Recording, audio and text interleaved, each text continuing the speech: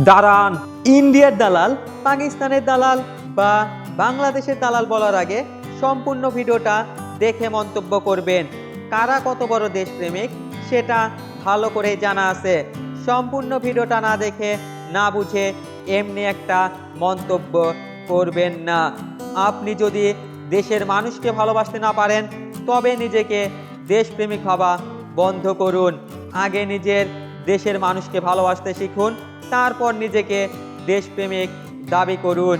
সবাই ব্যস্ত দেশের মধ্যে হট্টগোল, বিশৃঙ্খলা, যুদ্ধ তৈরির জন্য। একজনকেও দেখলাম না যুদ্ধ থামানোর জন্য কেউ চেষ্টা করছে। না বাংলাদেশের না ইন্ডিয়ার কোনো সেলিব্রিটিকে দেখলাম না বাংলাদেশ কলকাতার মধ্যে যে উত্তেজনা সেটা নিয়ে কোনো কথা বলতে। কিন্তু কেন? কারণ আমার আপনার মতো সাধারণ মানুষ, সেলিব্রিটিরা যদি ভালো কোনো কথা বলে সব মানুষের ভালোর জন্য, তবে বাংলাদেশের কিংবা কলকাতার সাধারণ জনগণ সেটাকে নেগেটিভভাবে নিয়ে সেই কথা নিয়ে রোস্ট করবে, কটাক্ষ করবে, দালাল বলে উপাধি দেবে। সেই জন্য সেই ভয়ে সব সেলিব্রিটি চুপ। এখন আসি মূল প্রসঙ্গে।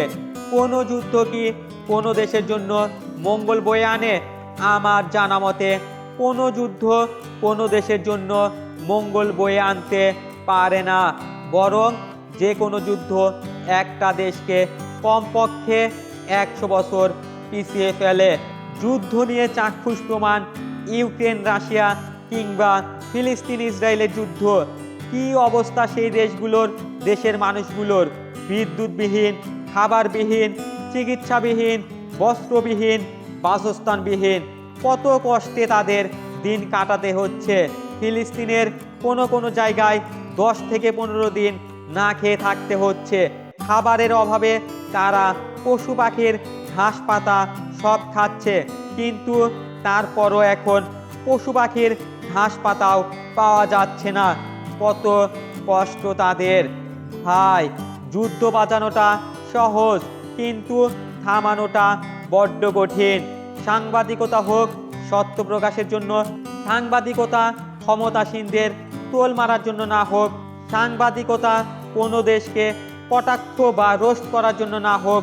সম্মান দিলে সম্মান পাওয়া যায়, ভালোবাসা দিলে ভালোবাসাও পাওয়া যায়। বাংলাদেশ কলকাতার মধ্যে যে টান টান উত্তেজনা চলছে, বাংলাদেশের মিডিয়া ইন্ডিয়াকে নিয়ে রোস্ট করছে, অন্যদিকে পশ্চিমবঙ্গের মিডিয়া বাংলাদেশকে নিয়ে রোস্ট করছে। যে কারণে বাংলাদেশ বা কলকাতার সাধারণ মানুষের মধ্যে উত্তেজনাটা কমার বদলে দিন দিন বেড়েই চলছে।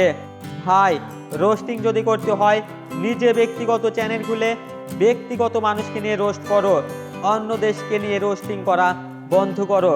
কারো ব্যক্তিগত কারণে কোনো দেশকে নিয়ে রোস্টিং করলে সেই দেশের সমস্ত মানুষের প্রচণ্ড খারাপ লাগবে, এটাই স্বাভাবিক। আর এই খারাপ লাগা থেকেই তৈরি হবে অস্বাভাবিক খারাপ পরিস্থিতির।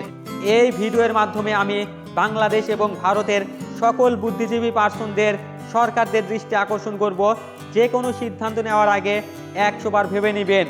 হুজুকে এমনি একটা সিদ্ধান্ত নেওয়া বুদ্ধিমানদের কাজ হবে না। আর হ্যাঁ, নিজের দেশের প্রতি যদি এতটাই ভালোবাসা, এতটাই সম্মান, এতটাই অহংকার বোধ থাকে, তবে নিজের দেশের মানুষকে ভালো রাখার সিদ্ধান্ত নিন। নিজের দেশের প্রতিটা মানুষের খোঁজ খবর নিন। দ্রব্যমূল্যের দাম সাধারণ গরিবদের নাগালের মধ্যে রাখুন।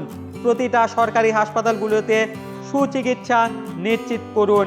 বেকারত্বের হার কমিয়ে কর্মসংস্থান বাড়ানোর চিন্তা করুন। তবেই তো দেশের গরিব জনগণগুলো সুখে শান্তিতে থাকতে পারবে। তবেই তো দেশের জন্য কিছু করতে পারার সার্থকতা ফুটে উঠবে আপনাদের মাঝে। দেশের সাধারণ গরিব থেকে শুরু করে সকল শ্রেণী পেশার মানুষের জন্য চিন্তা করা, তাদের ভালো রাখার জন্য কিছু করা, এটার চেয়ে বড় দেশপ্রেম আর কিছুই হতে পারে না। আর হ্যাঁ, পরিশেষে একটা শেষ কথা বলবো, সাংবাদিকতা হোক সত্য প্রকাশের জন্য, নেতা হোক জনগণের সেবা করার জন্য, প্রশাসন হোক সিন্ডিকেট, ধর্ষণ, ডাকাতি, ছিনতাই, দুর্নীতি দমনের জন্য। আর বন্ধুরা, অবশ্যই ভিডিওটা আপনার ফেসবুকে শেয়ার করে দেবেন। আপনার একটা শেয়ার ভারত ও বাংলাদেশের মধ্যে টান টান উত্তেজনার সমাপ্তি ঘটাতে পারে ইনশাল্লাহ।